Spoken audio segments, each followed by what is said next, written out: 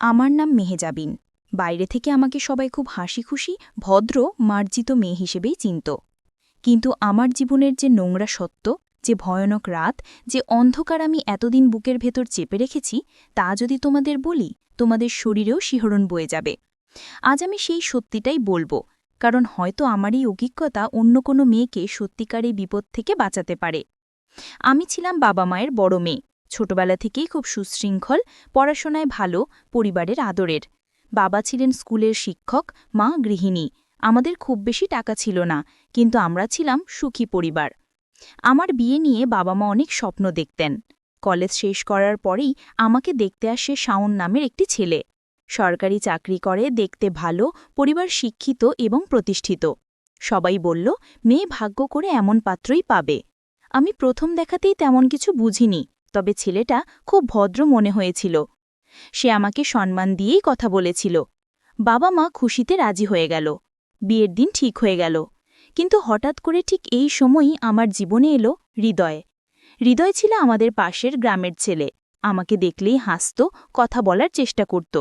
প্রথমে আমি গুরুত্ব দিইনি, কিন্তু একদিন কলেজ থেকে ফেরার পথে হৃদয় এসে আমার সামনে দাঁড়িয়ে বলল, আমি তোমাকে ভালোবাসি, যে কোনো কিছুর চেয়ে বেশি। আমি খুব রেগে গিয়ে চলে আসলাম। কিন্তু কয়েকদিন পর সে আমার বাড়ির সামনে দাঁড়িয়ে কান্না করতে লাগল। বলল, তোমাকে ছাড়া বাঁচতে পারবো না। এভাবে ধীরে ধীরে তার কান্না, তার অনুনয় আমাকে নরম করে দিল। আমি জানতাম ছেলেটা কিছুই করে না, ভবিষ্যৎ অনিশ্চিত, তবু আমি ওকে ভালোবেসে ফেলেছিলাম। আমার ভুলের শুরু সেখান থেকেই। বাবা মা জানতে পেরে রাগে আমাকে ঘরের বাইরে যেতে নিষেধ করলেন। আমি কান্নাকাটি করতে লাগলাম। কিন্তু বাবা মা নিজের অবস্থানে অটল ছিলেন। হৃদয়ের মতো একজন বেকার দায়িত্বহীন ছেলেকে তারা মেয়ের জীবন দিতে পারবেন না। এদিকে হৃদয়ে আমাকে প্রতিদিন ফোন করে বলতো, তুমি ছাড়া আমি মরেই যাব। তুমি যদি আমাকে না পাও, তাহলে আমাকেও হারাতে হবে। এই কথাগুলো শুনে আমি ভয় পেয়ে যেতাম। তার আবেগ, কান্না, আত্মহত্যার ভয় সব মিললে আমি নিজেই ভেঙে পড়তে শুরু করলাম। বিয়ের আর মাত্র ৩ দিন বাকি। ঠিক তখন এক রাতে হৃদয় আমাকে ফোন করে বলল, মেহেজাবিন, আজ যদি তুমি আমাকে না পাও, আমি সকালে আর বেঁচে থাকব না। তুমি আমাকে ভালোবাসো, অথচ বিয়ে করবে অন্যকে। এটা কিভাবে সহ্য করব? তার কণ্ঠে এমন অসহায়ত্ব ছিল যে আমি তাতেই ভেঙে পড়লাম। আমার মস্তিষ্ক কাজ করছিল না। আমি ভেবেছিলাম আমি যদি তাকে বাঁচাতে পারি, তাহলে হয়তো একদিন পরিবারও তাকে মেনে নেবে। বুঝতেই পারিনি আমি কি ভয়ানক ভুল করতে চলেছি। রাত ১টা বাজে। সবাই ঘুমিয়ে পড়েছে। আমি আলমারি খুলে আমার বিয়ের গয়নার বাক্সটা বের করলাম। গলার হার, কানের দুল, বালা সব তুলে নিলাম। কিছু নগদ টাকাও নিলাম। আমি কাঁদতে কাঁদতে বাবার বালিশের নিচে একটা চিঠি রেখে বেরিয়ে পড়লাম। চিঠিতে লিখেছিলাম, বাবা মা, আমাকে ক্ষমা করো। আমি আমার নিজের ভালোবাসাকে বাঁচাতে যাচ্ছি। আমাকে খুঁজো না, আমি সুখে আছি। সেই রাতেই আমি হৃদয়ের হাত ধরে পালিয়ে গেলাম। হৃদয় আমাকে ট্রেনে তুলে তার গ্রামের বাড়িতে নিয়ে গেল। সবকিছু এত দ্রুত হচ্ছিল যে আমি কিছুই বুঝতে পারছিলাম না। আমাকে এক ছোট অন্ধকার বাড়িতে নিয়ে যাওয়া হলো। সেখানে তার এক বন্ধু এবং এক বয়স্ক লোক ছিল। তারা বলল, আজকেই আমাদের বিয়ে হবে। আমি সবকিছুতেই সম্মতি দিলাম, কারণ তখন আমি ভাবছিলাম হৃদয় আমার একমাত্র আশ্রয়। একজন মৌলানা এনে আমাদের বিয়ে পড়ানো হলো। হৃদয় আমাকে প্রতিশ্রুতি দিল, আমি তোমাকে সুখে রাখব, কখনো কষ্ট দেব না। কিন্তু বিয়ে শেষ হতেই তার আচরণ বদলে যেতে শুরু করল। সে প্রথমেই বলল, গয়নাগুলো দাও, আমি এগুলো সেফে রাখব। আমি সন্দেহ করিনি, সবই তার হাতে তুলে দিলাম। কিন্তু আমি তখনও জানতাম না গয়না গেলে আমার জীবনও যাবে। তার বাড়িতে ৩ জন মানুষ ছিল, হৃদয়ে, তার বন্ধু আর এক লোক, জনি। জনি পরে আমার জীবনের কাল হয়ে দাঁড়ালো। রাতে আমাকে নতুন ঘরে পাঠানো হলো। আমি নতুন শাড়ি পরে লজ্জায় মুখ ঢেকে আঁচল টেনে স্বামীর জন্য অপেক্ষা করছিলাম। কিন্তু হৃদয় ঘরে এলো না।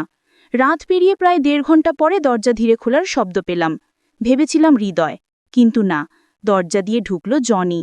আমার স্বামীর মতো গড়ন, কিন্তু স্বামী নয়। আমার দিকে এক দৃষ্টিতে তাকিয়েই সে প্রথমে আলো বন্ধ করে দিল। আমি তখনও বুঝতে পারিনি। সে কাছে এসে আমার মুখের ঘোমটা সরিয়ে দিল। আমি অবাক হয়ে বললাম, আপনি এখানে কেন? মানে হৃদয় কোথায়? কিন্তু লোকটা কথা না বলে আমার গায়ের গয়না খুলতে লাগল। আমি হৃদয়ের নাম ধরে বললাম, তুমি কথা বলছো না কেন? তখন সে আমার কানে ঝুঁকে ফিসফিস করে বলল, আজকের রাত আলো জ্বালিয়ে কাটানোর নয়, কাজটা অন্ধকারেই হয়। তার কণ্ঠস্বর শুনে আমার বুক কেঁপে উঠল। এ কণ্ঠস্বর হৃদয়ের নয়। আমি ঝটকা দিয়ে নিজেকে ছাড়িয়ে দিলাম। আলো জ্বালতেই দেখি যে লোকটা আমার স্বামী নয়, সে জনি। আমি ভয়ে কাঁপতে কাঁপতে চিৎকার করলাম, আপনি এখানে কেন? আমার স্বামী কোথায়?